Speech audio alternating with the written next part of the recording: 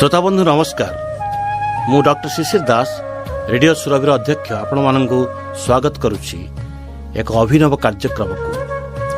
विगत 5 वर्ष मध्य रेडियो सुरभि शिक्षा कृषि ठारू आरंभ करी जीविका पर्यंत विभिन्न कार्यक्रम परिवेषण करि आसुछि।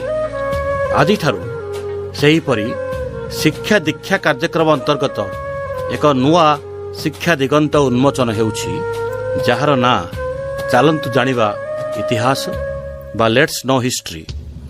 एही कार्यक्रम द्वारा ओडिशार महाविद्यालय पढ़ुथिबा छात्र छात्री एवं विभिन्न प्रतियोगितामूलक परीक्षा देउथिबा प्रार्थी माने विशेष उपकृत हेबे। रेडियो सुरभिर एही अभिनव कार्यक्रम सारा भारतवर्ष रे प्रथम बोली अभिहित करा जाई पारे। एही ऐतिहासिक कार्यक्रमर समस्त प्रश्नोत्तर प्रस्तुत करिसंती इतिहास विभागर प्रोफेसर कामाक्षी प्रसाद दास और सहयोग करिसंती श्रीमती नीलिमा दास। आसंतु सुनिबा इतिहास।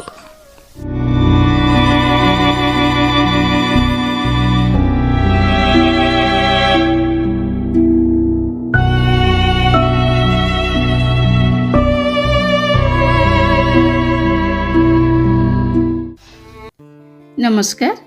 कोरापुट सरकारी महाविद्यालयर अवसर प्राप्त इतिहास विभागीय मुख्य तथा जातीय दृष्टिबाधित संघ ओडिशा शाखार अवैतनिक इनक्लूसिव शिक्षा निर्देशक प्रोफेसर कामाक्षी प्रसाद दास महोदयंकर लेट्स नो हिस्ट्री बा चलतु जानिबा इतिहास माध्यम छात्र छात्री मानक पई झरी आसीथिबा सीबीसीएस पाठ्यखसड़ा संबलित संक्षिप्त प्रश्नोत्तर कार्यक्रम उपस्थापन मु नीलिमा दास आपण मानकु स्वागत करुछि। आज आमे सुनिबा मध्ययुगीय विश्व रे नाविक मानकर भूमिका संपर्क रे। विश्व मानचित्र को एक नूतन रूप प्रदान करिबा पई भौगोलिक मानकर अवदान अतुलनीय। मध्ययुगीय विश्व रे पृथ्वीर मानचित्र को एक नूतन रूप प्रदान करिबा पई जेउ नाविक गोष्ठी सेमानंकर अदम्य प्रचेष्टा जारी रखिथिले, सेमानंकर सही सफलता को नहीं आजिर प्रश्न उत्तर। प्रश्न 1।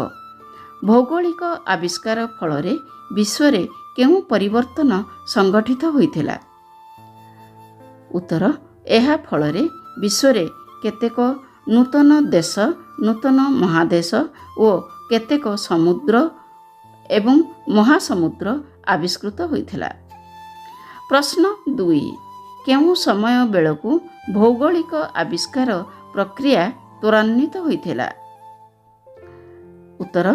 पंचदश शताब्दीर शेष पर्यायरु आरंभ करी 16 शताब्दीर प्रथम पर्याय मध्यरे। प्रश्न 3। भौगोलिक आविष्कार पाई मुख्यतः केउ केउ कारण दायी थिला? उत्तर। नाविक मानक मध्यरे दुस्साहसिक मनोभाव, वाणिज्य प्रसारर आवश्यकता, स्थल पथरे यात्रा समस्या, भौगोलिक ज्ञानर अभिवृद्धि, नौवाणिज्य क्षेत्र रे उन्नति, ख्रिस्टियान धर्म प्रचार पाई अभिप्सा एवं सर्वोपरि पोर्तुगीज नाविक मानकर जलयात्रा पाई आग्रह। प्रश्न 4। मध्य जुगरे भौगोलिक आविष्कार को वृद्धिमंत करिथिबा केते जण नाविकंकर नाम लेख? उत्तर। कोलंबस, भास्को डा गामा, मागेलान और ड्रेक प्रभृति। प्रश्न 5। अमेरिकार आविष्कारक भावे किए साधारण भावे परिचित? उत्तर। कोलंबस। प्रश्न 6। अमेरिका महादेश काहा नामरे नामित होइछि? उत्तर। अमेरिगो भेस्पुचिंक नामानुजाई। प्रश्न 7। भारत को जलपथ किए आविष्कार करिथिले? उत्तर। भास्को डा गामा। प्रश्न 8। जल जहाजरे सर्वप्रथमे विश्व परिक्रमा किए प्रथमे करिथिले? उत्तर। मागेलन। प्रश्न 9। ମାଗେଲନଙ୍କର ମୃତ୍ୟୁ କିଭଳି ହୋଇଥିଲା? ଉତ୍ତର ସମୁଦ୍ର ମଧ୍ୟରେ ଜଳଦସ୍ୟୁମାନଙ୍କ ଆକ୍ରମଣ ଯୋଗୁଁ।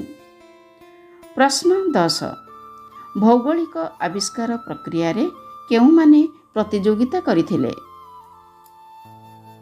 ଉତ୍ତର ସ୍ପେନୀୟ ନାବିକ, ଫରାସୀ ନାବିକ ଏବଂ ଇଂରେଜ ନାବିକମାନେ। ପ୍ରଶ୍ନ 11 ଭୌଗୋଳିକ ଆବିଷ୍କାରର ସର୍ବଶ୍ରେଷ୍ଠ ସୁଫଳ କ'ଣ ଥିଲା?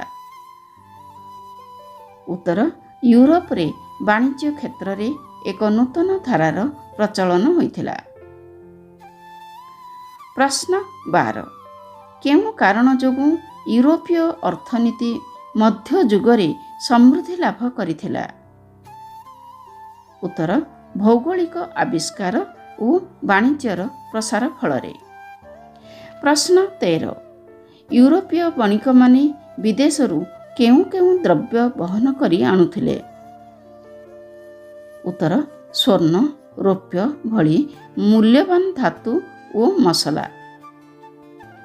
ପ୍ରଶ୍ନ 14 ଭୌଗୋଳିକ ଆବିଷ୍କାର ଫଳରେ ବାହ୍ୟ ବାଣିଜ୍ୟ କିଭଳି ବିକାଶ ହୋଇଥିଲା? ଉତ୍ତର ଆମଦାନୀ ଉପରେ ଅଧିକ ଶୁଳ୍କ ଧାର୍ଯ୍ୟ କରାଯାଇଥିଲା ଏବଂ ରପ୍ତାନି ଉପରେ ବାଣିଜ୍ୟ ଶୁଳ୍କ ହ୍ରାସ କରାଯାଇଥିଲା। ପ୍ରଶ୍ନ 15 ବାଣିଜ୍ୟବାଦ ଫଳରେ କେଉଁ କେଉଁ ସୁଫଳ ପ୍ରାପ୍ତ ହୋଇଥିଲା? ଉତ୍ତର ଅର୍ଥନୈତିକ ସମୃଦ୍ଧି, ସ୍ୱର୍ଣ୍ଣ, ରୌପ୍ୟ ପ୍ରଭୃତି ଧାତୁ ସମ୍ପର୍କରେ ଗବେଷଣାଲବ୍ଧ ଜ୍ଞାନାର୍ଜନ, ବିଭିନ୍ନ ରାଷ୍ଟ୍ର ମଧ୍ୟରେ ସୁସମ୍ପର୍କ ସ୍ଥାପନ, ରାଷ୍ଟ୍ର ରାଷ୍ଟ୍ର ମଧ୍ୟରେ ଅର୍ଥନୈତିକ ପ୍ରତିଯୋଗିତା ଏବଂ ଉପନିବେଶଗୁଡ଼ିକ ମଧ୍ୟରେ ପ୍ରତିଯୋଗିତା ମନୋଭାବ ପ୍ରଭୃତି କ୍ଷେତ୍ରରେ ସୁଫଳ ପ୍ରାପ୍ତ ହୋଇଥିଲା। ପ୍ରଶ୍ନ 16 ଭୌଗୋଳିକ ଆବିଷ୍କାର ଫଳରେ ମୂଳ ରାଷ୍ଟ୍ରଗୁଡ଼ିକ କିଭଳି ଲାଭବାନ ହୋଇଥିଲେ? ଉତ୍ତର ଉପନିବେଶୀୟ ରାଷ୍ଟ୍ରଗୁଡ଼ିକରୁ କଞ୍ଚାମାଲ ସୁଲଭ ମୂଲ୍ୟରେ ପ୍ରାପ୍ତ କରି ଲାଭବାନ ହୋଇଥିଲେ। ପ୍ରଶ୍ନ 17 ଭୌଗୋଳିକ ଆବିଷ୍କାର ଫଳରେ କାହିଁକି ଉପନିବେଶ ଏବଂ ମୂଳ ରାଷ୍ଟ୍ରଗୁଡ଼ିକ ମଧ୍ୟରେ ସମ୍ପର୍କ ଧୀରେ ଧୀରେ ତିକ୍ତ ହୋଇଗଲା? ଉତ୍ତର ଅର୍ଥନୈତିକ ବୈଷମ୍ୟ ସୃଷ୍ଟି ହୋଇଥିବା ଯୋଗୁଁ।